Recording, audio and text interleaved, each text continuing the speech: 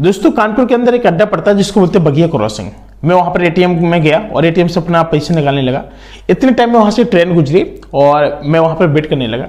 झरझर झरझर काफ़ी ज़्यादा आवाज़ और नाइट का टाइम था। तो नाइट में भी लोग किस तरीके से काफ़ी सारे लोग वहाँ पर काम करके निकल रहे थे। लोग मैंने देखा, मैंने कहा कि सर यहाँ पर जो महिलाएं हैं क्या काम कर रही हैं। उनका बेटा देखिए ऐसा है, यहाँ पर 2 शिफ्ट में काम होता है। एक सुबह 7 बजे से लेकर 11 बजे तक चलता है, 11-12 बजे तक, और जो दूसरा होता है वो होता है 11 बजे से लेकर 3 बजे तक। तो मैंने कहा पैसा कैसा क्या देते हैं महिलाओं को, क्या काम है। उन्होंने कहा देखिए निंदाई गुड़ाई का काम रहता है, हम लोग मंथली के हिसाब से देते हैं, कभी 17,000 18,000 ऐसे पैसे देते हैं कि एवरेज में। मैंने कहा क्या आप इस एवरेज में जो पैसे देते हैं और कितना मतलब ये लोग कमा सकते हैं और एक्स्ट्रा कमाना हो और इनको और भी काम करना हो तब फिर क्या प्रोसेस है। उन्होंने कहा देखिए अगर इस पर अगर आप लोग इस तरीके से यहाँ पर काम कर रहे हो तो उसके लिए आपको उस दायरे से गुजरना ही पड़ेगा और इतना जो हमारा प्रोसेस है काम करने का वो इतना करना ही पड़ेगा, सीधी बात है। तो जब उससे जब बात हुई तो उन्होंने कहा कि ठीक है कोई बात नहीं, आप अगर कोई भी अगर महिला काम करना चाहते हैं तो बता सकते हैं। और जो नर्सरी का काम है ना, 1 नंबर का काम है, ठीक। काफ़ी सारे लोग निकल गए थे, 250-300 लोग थे, काफ़ी थे। और उस जहाँ पर बगिया क्रॉसिंग के पास में इतने सारे लोगों को आना जाना लगा रहता था, शोरगुल एकदम। मैंने कहा कि वैसे अगर कोई ओवर टाइम करना चाहे उनका क्या होगा।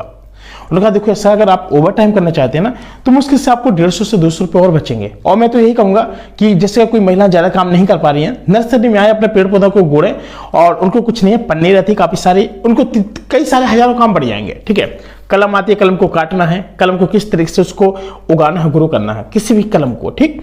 मिट्टी है, कई लोगों को मिट्टी मतलब पन्नी में मिट्टी को भरना होता है, कई लोग खाद मिलाते हैं, कई लोग कलम कुर्सी में लगाते हैं, कई लोग पानी डालते हैं, कई लोग मिट्टी को छनाई का काम करते हैं, कई लोग मिट्टी को महीन करते हैं, आदि इत्यादि काम है। लेकिन है सब बिल्कुल सिंपल ही काम। और तो काफ़ी सारे बूढ़े बुजुर्ग लोग होते हैं, आते हैं और अपनी अपनी टोकरी लेकर के आते हैं। यहाँ से वो 10 रुपए की एक जो कलम लेते हैं वो लेकर के शहर में जाकर के वहीं पे आसपास में 40-40 रुपए में बेच देते हैं।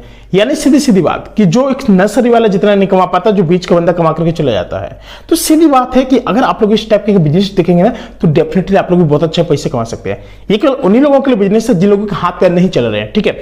अब मैं उनसे भी एक रिक्वेस्ट करूंगा, जो लोग सपोज दैट मेरे वीडियो देख रहे हैं ना, और जो वीडियो देख रहे हैं और इनको लगता है कि हाँ इस बिजनेस से क्या बेनिफिट हो सकता है। अगर आप लोग वीडियो देख रहे हैं और जैसे महिला है उनके पास इतने बड़े मोबाइल, एंड्रॉयड मोबाइल और आईफोन वगैरह ऐसे कई मोबाइल नहीं होते हैं, आप लोग इस वीडियो को देख रहे हैं तो उनको सजेस्ट जरूर कर सकते हैं। सपोज दैट कोई भीख मांग रहा है या फिर कोई कबाड़ बिन रहा है या फिर कोई कुछ कर रहा है तो आप इसको आइडिया दे सकते हैं और हो सकता है कि आपके एक आइडिया की वजह से ना किसी की भी लाइफ चेंज हो सकती है। तो आप खुद समझदार है कि आखिर अब आपको किस तरीके का बिजनेस करना है, कैसे क्या काम करना है, ताकि आप लोग उस लेवल तक पहुंच करके बहुत अच्छे से एक पैसा भी कमा सकते हैं। अगर आप किसी की हेल्प कर सकते हैं तो आप उसको जरूर बताइए, ताकि अगर आपके एक वर्ष से किसी की लाइफ बदल जाती है तो बहुत ही अच्छा है, ठीक है। आप लोग क्या कहते हैं, लोग भगवान से दुआ करते हैं, या दुआ तो दुनिया करती है, लेकिन अगर आप उस बंदे को, किसी बंदे को भी, अनजान बंदे को आप जानते हो या ना जानते हो, अगर आप उसके कुछ 2 पेट डालने के लिए अगर आप उसी काम पर लगा दे रहे हैं ना तो ये बहुत बड़ी एक बात होती है। तो फिलहाल हमें हमेशा इस अपने चैनल के माध्यम से ना आप लोगों को हमेशा जागरूक करता हूं कि चलिए आप कोई बिजनेस कीजिए ताकि आपको कुछ ना कुछ एकदम सीखने को मिल सके, ठीक। अब आपने देखा होगा बहुत सारे नर्सरी में भी गया था, तो एक होता कोई रामा सामा नाम की तुलसी होती है, ठीक है। मैं वहां पर गए, आंटी जी थे, तो वहां पर छठ पूजा होती है। उन्होंने कहा कि अब मेरे लिए वो लाइए क्या, तुलसी की पत्ती मतलब पेड़ लाइए। मैं गया तो नॉर्मल जो तुलसी थी उसका जो प्राइस था उनका 25 रुपये था। और मैंने कहा रामा श्यामा, तो उन्होंने कहा कि रामा श्यामा का आपको 90 रुपये की तुलसी का पेड़ मिलेगा। मैंने कहा उसमें क्या है, पेड़ भी है पेड़ वो है। वो कह रहे नहीं यहाँ पर इसका रेट ही महंगा है। तो हम लोग देखते रहे काफी सारी भीड़ हुई, अचानक वो भी पेड़ उठ के चला गया। वो बंदा 110 रुपये देके चला गया। उसने हमारे बारे में बोल दिया कि ये भैया ले रहे 90 रुपये में, कोई अगर इससे बढ़ा के दे दे मैं तो उससे दे दूंगा। हमने लिया भी नहीं, उसने बेच दिया, ठीक है।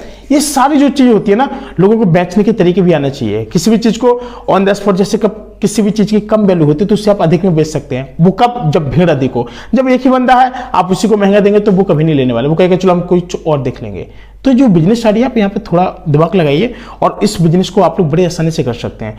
कोई भी चीज हो और जैसे आपको लगता है कि आपको ज्यादा माल है, ठीक है, अब आप उसको महंगा बेचेंगे, कभी नहीं आपका बिकने वाला है, समझ बात को। या फिर ज्यादा भीड़ हो, कहते हैं ना कि जब ज्यादा भीड़ हो और कम क्वांटिटी हो तब आप उसे महंगा बेच सकते हैं। अगर ज्यादा क्वांटिटी या कम भीड़ है तो उससे आपको सस्ता ही करके बेचना पड़ेगा, जितने में आपका जो माल बजट निकल सके। उसके बाद जो आपको थोड़ा बहुत प्रॉफिट बचे उसे बना करके आप लोग निकल सकते हैं, ठीक है। कुछ शायद मेरे ख्याल से आपको बहुत कुछ समझ में आ गया होगा। दोस्तों फिलहाल आज के लिए इतना ही, मिलते हैं कोई नए वीडियो में, तब तक ले जय हिंद।